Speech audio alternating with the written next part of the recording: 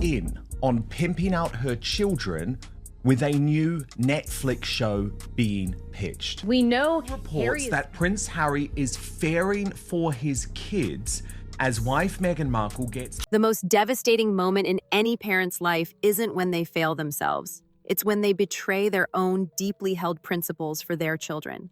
And for Prince Harry, that moment may have arrived. Behind the polished facade of their $14 million Montecito mansion, a storm has erupted that threatens everything he claimed to stand for.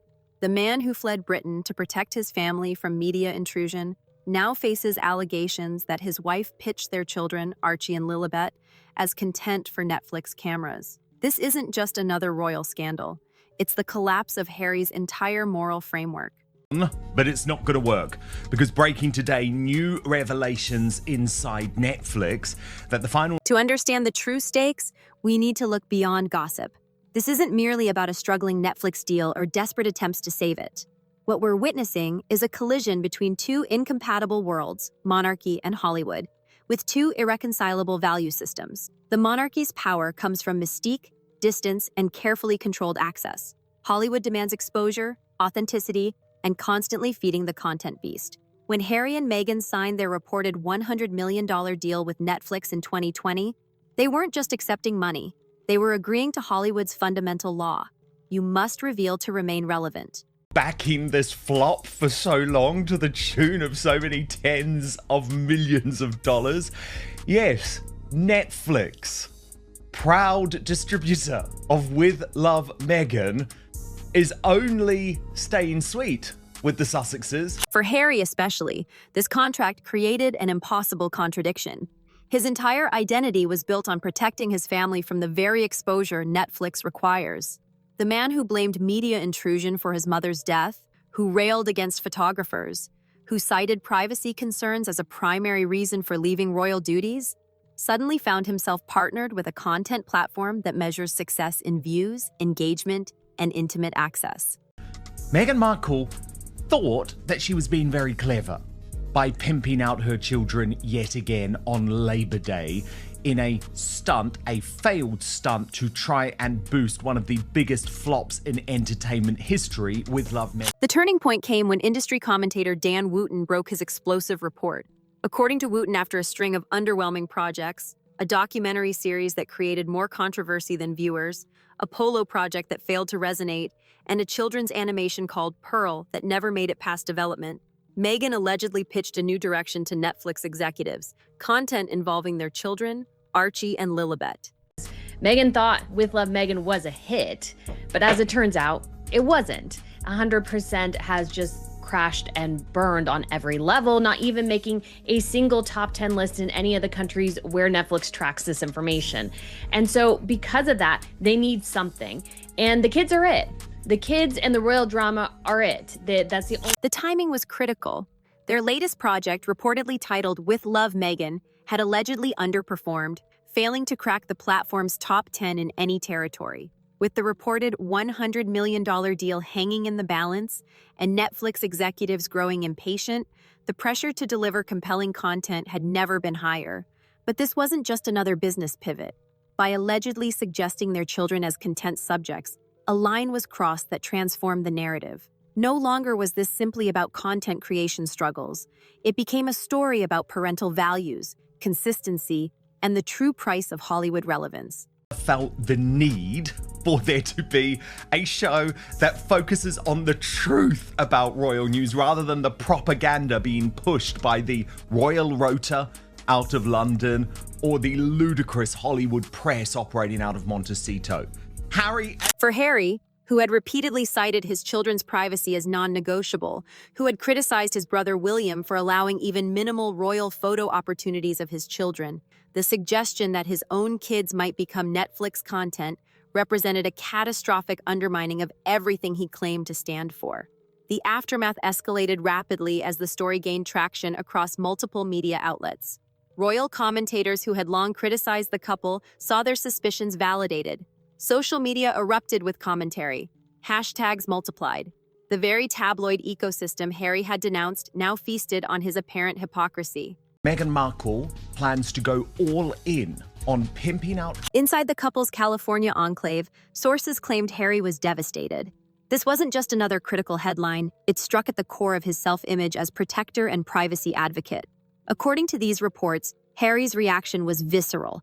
Pacing, shouting, convinced this was a coordinated attack orchestrated by palace insiders to discredit him. The spiral deepened as the story evolved beyond facts into symbolism. For critics, this wasn't just about a Netflix pitch. It represented the inevitable consequence of trying to monetize royal connections while rejecting royal responsibilities. The commercial demands of their new life were colliding spectacularly with the principles they claimed motivated their exit. To do.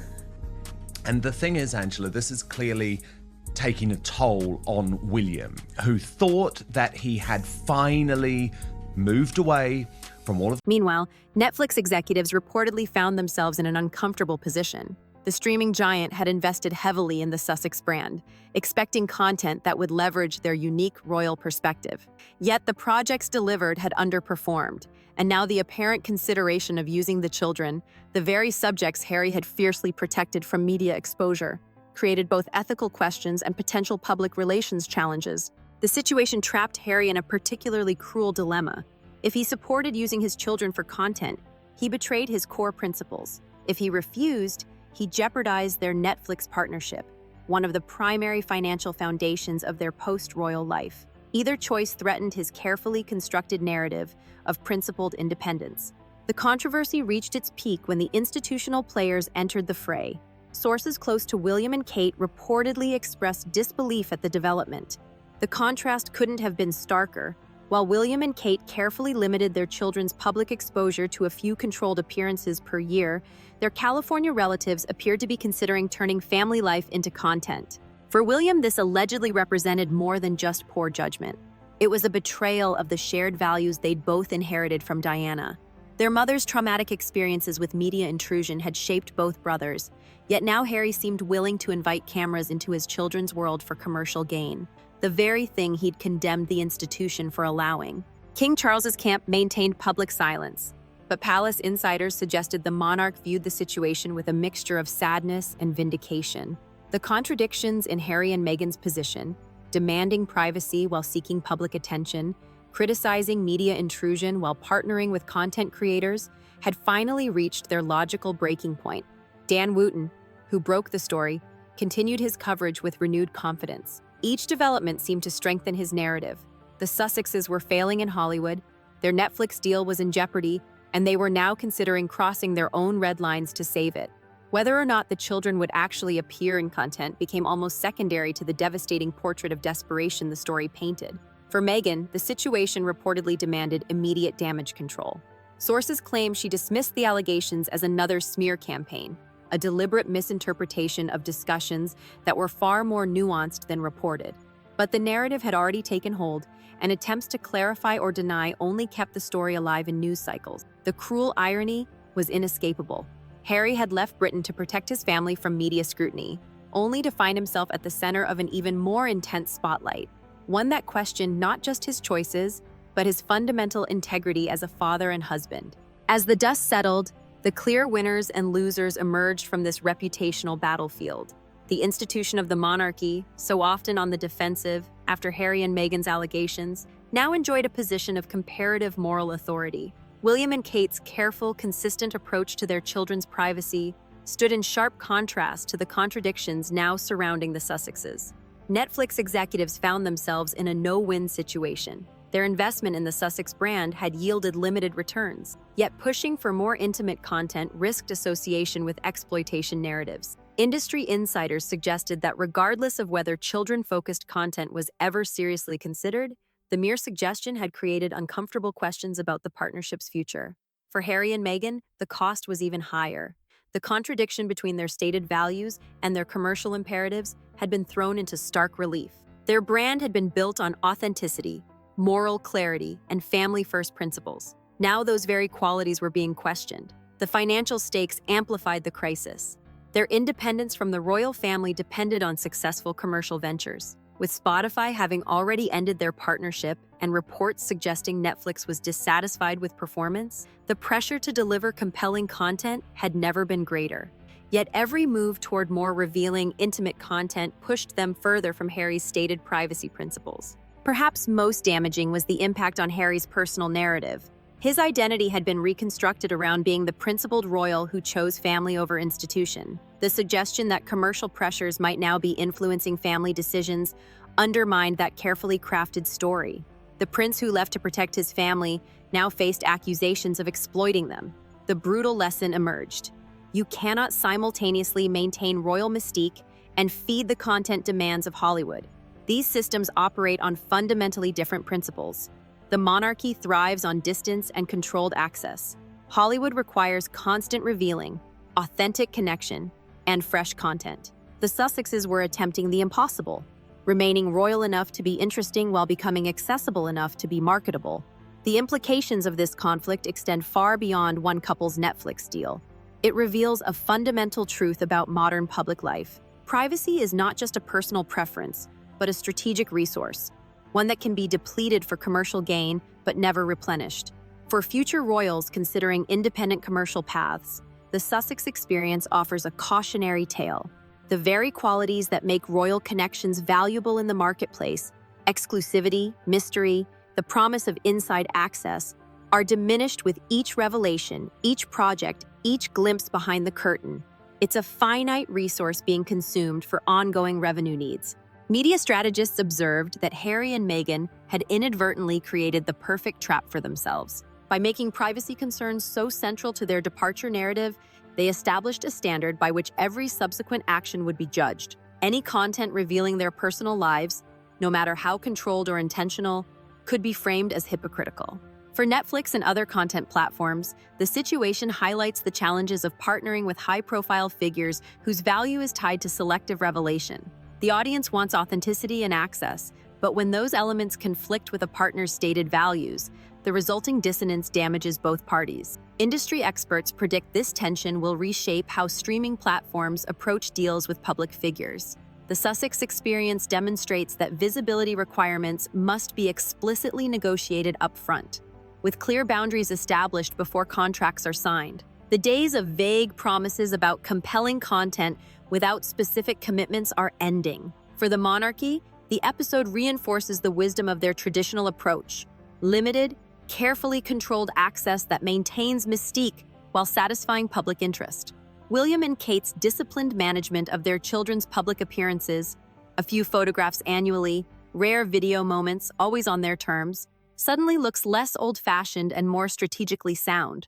This royal Hollywood clash carries universal lessons about the true nature of privacy in our content-hungry world. When someone says they value privacy above all else, what they're really expressing is a desire for control. Control over their narrative, their image, and the terms on which they engage with the world. The lesson for all of us isn't about royal protocol or streaming metrics. It's about the impossible contradictions we create when our principles collide with our ambitions. Harry wanted both complete privacy and a high-profile platform. Meghan sought both Hollywood success and freedom from Hollywood's demanding exposure requirements. Netflix wanted both royal authenticity and commercial performance. In your own life, when you see someone aggressively defending a principle while simultaneously compromising it, remember it's rarely simple hypocrisy. More often, it's the painful collision of incompatible desires, the human struggle to reconcile who we claim to be with what we feel compelled to do. The true tragedy for Harry isn't that he failed to protect his privacy. It's that he defined himself so completely by that singular value that any compromise, no matter how justified by circumstance, undermines his entire identity. In making privacy his moral foundation, rather than one value among many, he left himself nowhere to stand when practical realities demanded flexibility. And that's the wisdom we can extract from this royal drama. Build your identity on a constellation of values rather than a single principle. Recognize that life will force difficult trade-offs, and understand that in the modern world, privacy isn't an absolute state but a resource to be strategically managed. Whether you're a prince, a content creator, or simply navigating your own public and private selves in a world that increasingly blurs the line between them.